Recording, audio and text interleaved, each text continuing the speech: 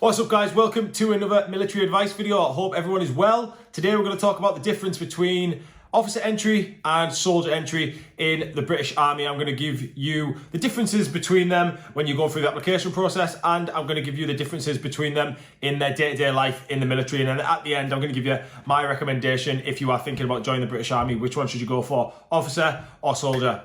Let's get into the video. So guys, welcome to the channel. If you are new here, my name is Kyle. I used to be in the British Army and now I make videos on military topics and give you advice on the application process, whether you're going in the Army, Navy or RAF, because that is what I love to do here. My job at the moment is to prepare people like yourselves to get into the military. So I deal with a lot of this stuff on a regular basis, and I'm sure I can help you. And if I can't, I can put you in the right direction so you can go away and do a little bit of research for yourself. So today's video, let's get into it.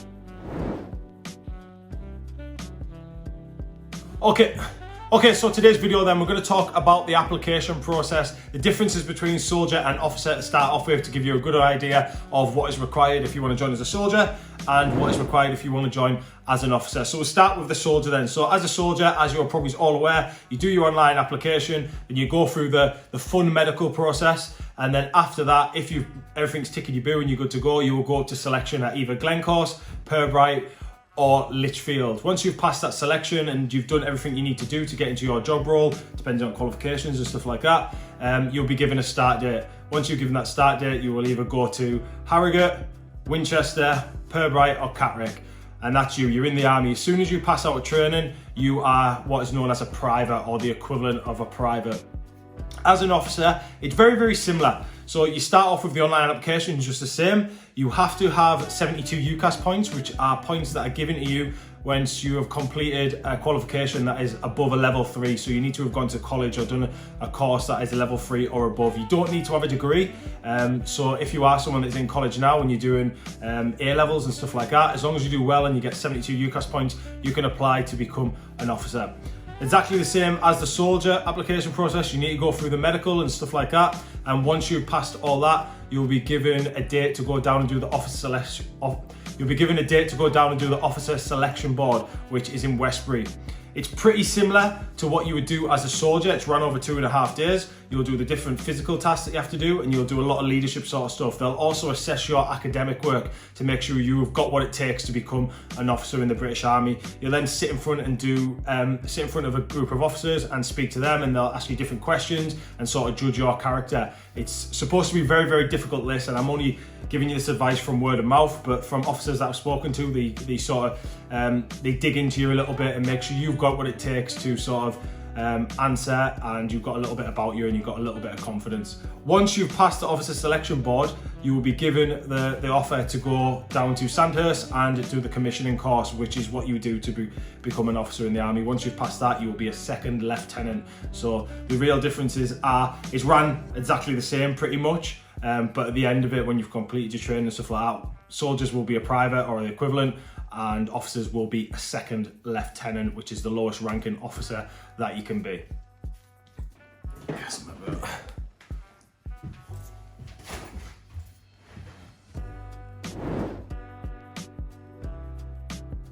Now let's talk about the day-to-day life for an officer and the day-to-day life of a soldier. Now, obviously, this is very different depending on the different job roles. So if you are someone that's going in the REME as a soldier, that's going to be a lot different to someone that is going in the infantry as a soldier. You're going to be doing different things on a day-to-day basis. But I'm going to give you a sort of overview of like a template sort of thing of the sort of things that you'll be doing on a day-to-day basis. And this will be relevant to pretty much any job role, but I'm not going to go into the specifics of each job role.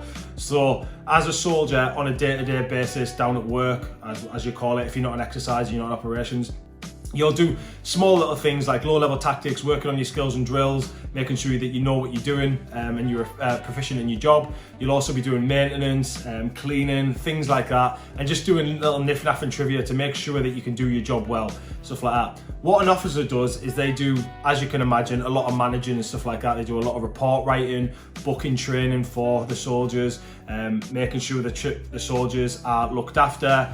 They're basically the managers of the situation, and they are just doing all the things behind the scenes and doing the back end things that soldiers don't need to even think about. So any sort of training exercises that you need to go on, that's all booked by officers. Any sort of training that you want to go on and you wish to go and do something, you go and speak to your troop commander and they'll get you booked on it by speaking to other people and stuff like that. So they're all in the back end doing things that you can't do yourself, sort of thing. And then they also do report writing, which is like your SJARs. Once a year when you get a review, they will sit down and type that off what your troop sergeant said and what they think, and they will deliver that to you. That is the time when you would speak to them and sort of express what you want to do in your career and all that sort of stuff. So the officers in a day-to-day life, they're normally sat in an office, if I'm honest. They're not really out down at work and stuff like that. They normally sit on the top corridor somewhere and they're doing things behind the scenes while the lads are either working on the skills and drills or doing a bit of maintenance and cleanings. That's the sort of overview template. But like I said, this can be depending on the job role. I'm not sure what officers do outside of what job role I did, but a lot of our officers sort of sat in the top officers doing emails and fucking all that sort of stuff. So it can change. Obviously, if you join as a specialist specialist officer and you're going as a doctor or something like that, that's going to be miles different to what an officer in the Royal Artillery is going to be doing. So it does really depend on the job role you're going in, but majority from what I've seen is they are sort of the managers and doing the back end stuff that we don't really need to do. They're organising and planning things for the soldiers to do and sort of working with other officers to get these things done. So what are my recommendations then? If I was going through the whole process again, I think I've spoke about this before in another video, but I would try and join as an officer if I had the ability to do so. So if I had the UCAS points and all that sort of stuff, I would pick an officer over a soldier. However, if you don't have the ability to join as an officer, you don't have the confidence, you don't have the UCAS points, you don't have the leadership skills, then joining as a soldier is absolutely fine. You're going to get just as much opportunity and you can have just as much success and probably is a lot more fun as a soldier, if I'm honest. The only reason I would join as an officer is because the money is a lot better and you get a lot more respect, I think, when you leave the military. I feel like if you leave the military as an officer, no matter how you got there, you have that sort of, people look at you a little different. They're like, oh, you're an officer.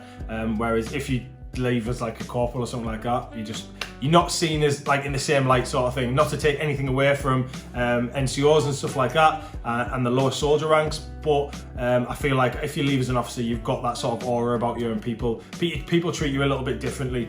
But both job roles are very, very good, and I would definitely go into any of them if I had the opportunity to again. If I didn't go into them when I was a young lad, God knows what I would have been doing now. So the army opened loads of doors for me. I only stayed there 6 years. However, if I didn't go for them 6 years, I don't know what the hell I would have been doing. So if you are someone that is thinking about going in the British Army and you're stuck on what to do, you don't have to go for an officer entry or a soldier entry, it doesn't really matter. It's still going to open a lot of bloody doors for you. So have a good think about it and definitely pick something that you're going to enjoy doing, because you might stay there longer than what I did. You might even end up doing 20 years and you want to be doing something that you enjoy if you're doing that much time. Okay guys, that's going to be it for today's video. I hope you enjoyed it. A little bit of officer talk, a little bit of soldier talk and my recommendations. If you did like it, please drop me a thumbs up and possibly subscribe. Catch you in the next video. See you later.